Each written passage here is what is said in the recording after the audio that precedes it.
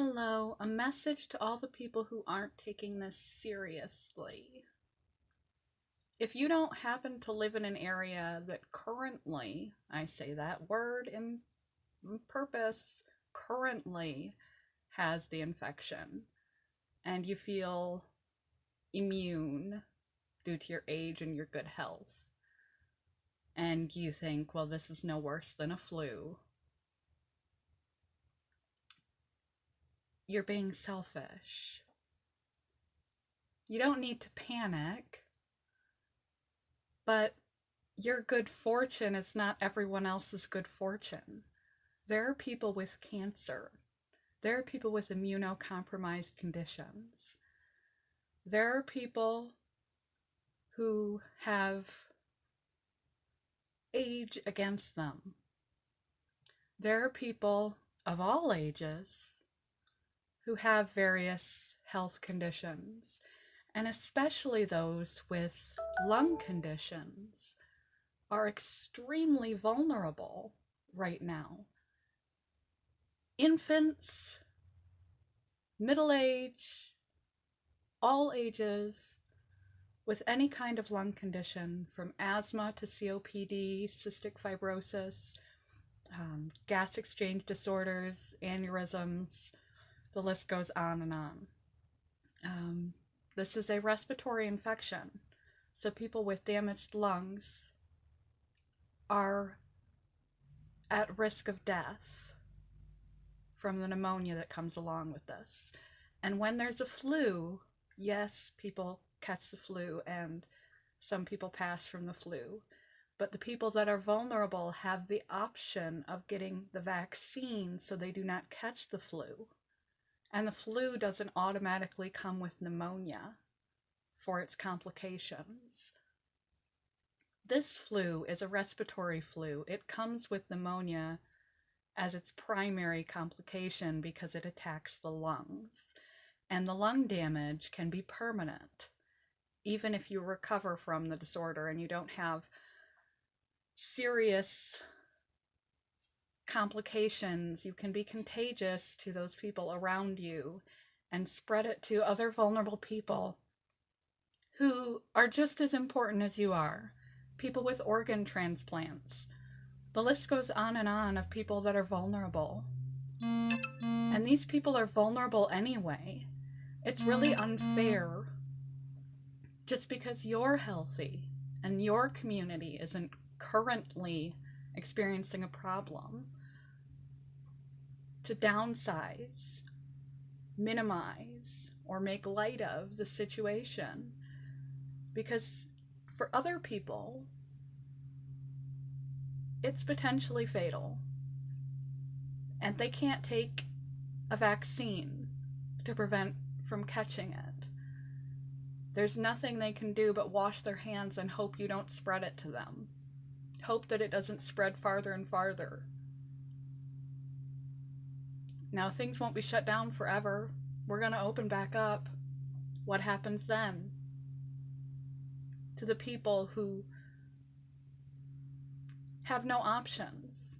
What happens then when the hospitals are overcrowded, as they already are in some of the heavily ill areas, the epicenters? The hospitals are at capacity. What happens to the people who have to pick whether they get a ventilator or not? Yes, there are companies that are making ventilators, but that does not happen overnight. They can't snap their fingers and put together a complex piece of equipment. They don't even have the proper equipment to put together that equipment. They're car manufacturers and rocket manufacturers. They have to do a little work to make this complex piece of equipment and make it proficient.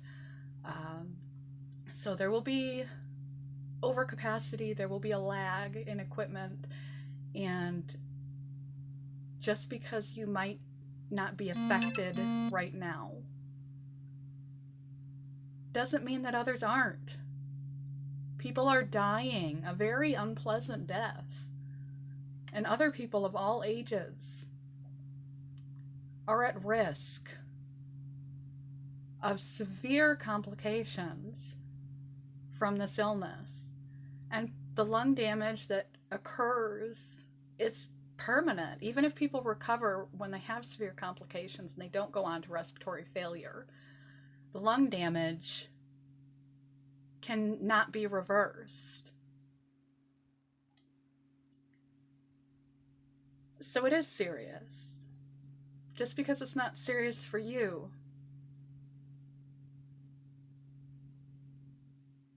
don't be selfish. Don't minimize it. Globally, thousands upon thousands upon thousands of people are dying.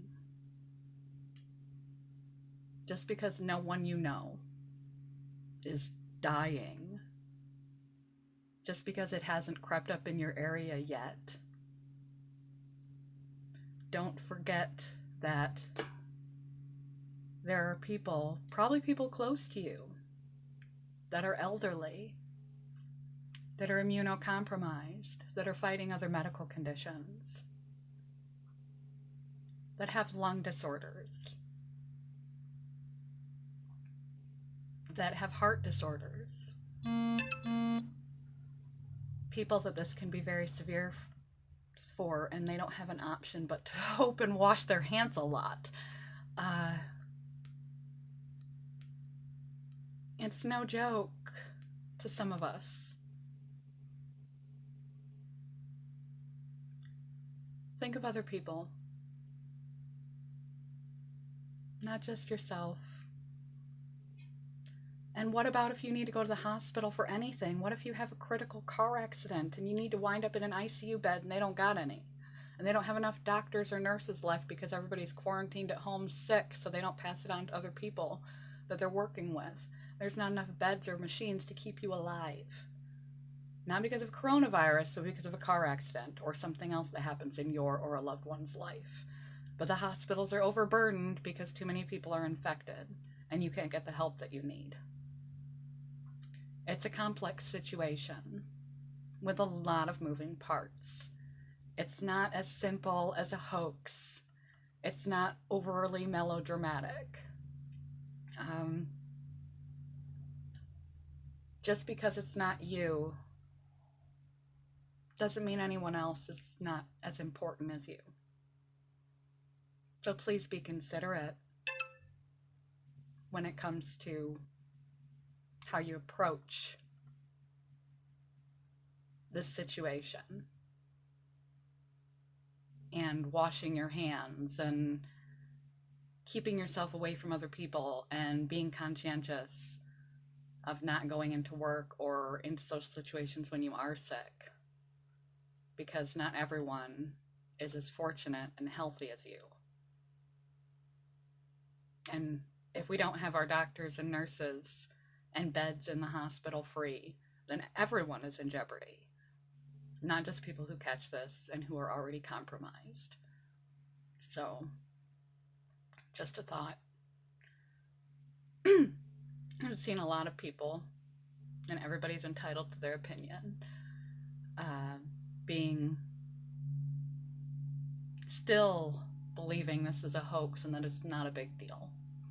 And I can tell you personally, for me, I've been warned that could be a very big deal. I already have damaged lungs, and I'm currently immunocompromised. For my mother, it could be a very big deal. She's older, and she has severe asthma, and I have asthma too.